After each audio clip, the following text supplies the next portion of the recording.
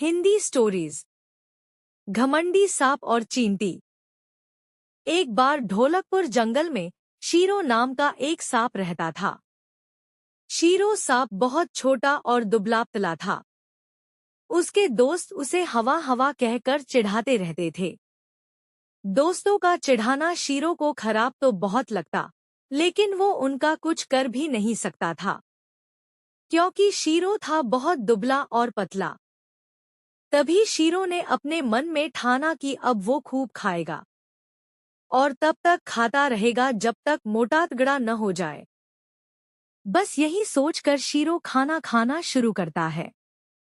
उसे खाने में जो भी मिलता वो बिना किसी ननुकुर के उसे खा लेता।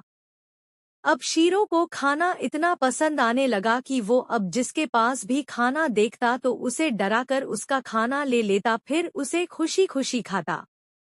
इस तरह से खूब खाना खा खा कर अब शीरो धीरे धीरे मोटा होने लगा। अब शीरो जब भी अपने दोस्तों के पास जाता तो उसके दोस्त उसे देखते ही वहां से जोर से भागते।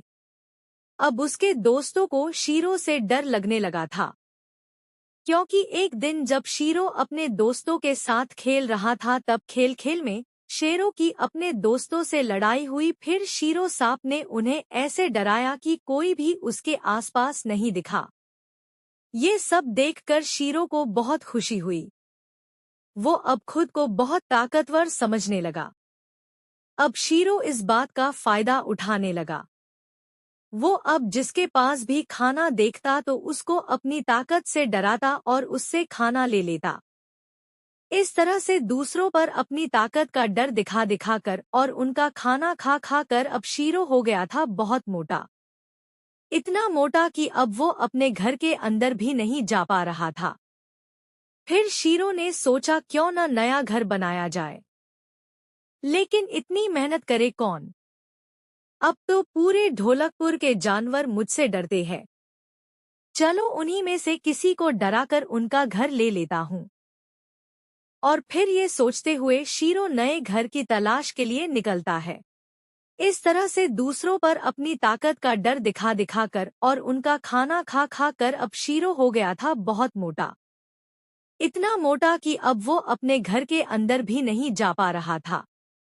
फिर शीरो ने सोचा क्यों न नया घर बनाया जाए, लेकिन इतनी मेहनत करे कौन। अब तो पूरे ढोलकपुर के जानवर मुझसे डरते हैं। चलो उन्हीं में से किसी को डराकर उनका घर ले लेता हूँ।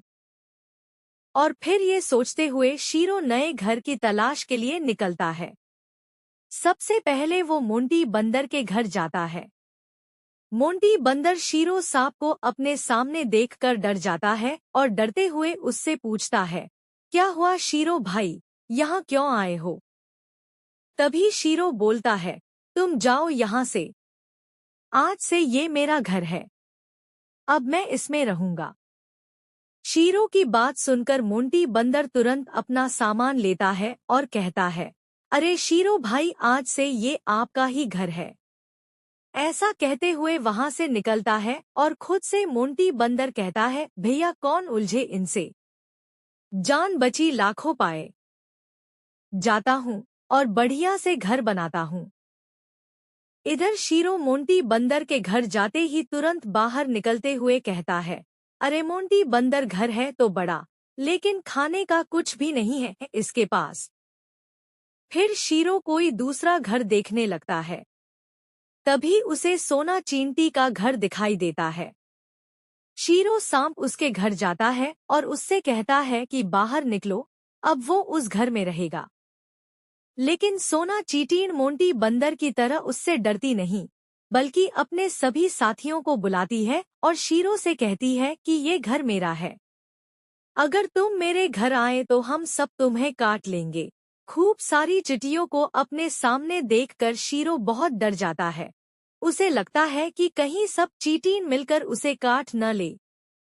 ये सब देखते हुए वो सोना चींटी से कहता है कि अच्छा, मुझे नहीं चाहिए तुम्हारा घर, मैं कहीं और अपना घर बना लूंगा। और ऐसा कहते हुए शीरो सांप जोर से वहां से भागता है। इधर सोना चींटी की सभी मिलकर खूब तारीफ करते हैं।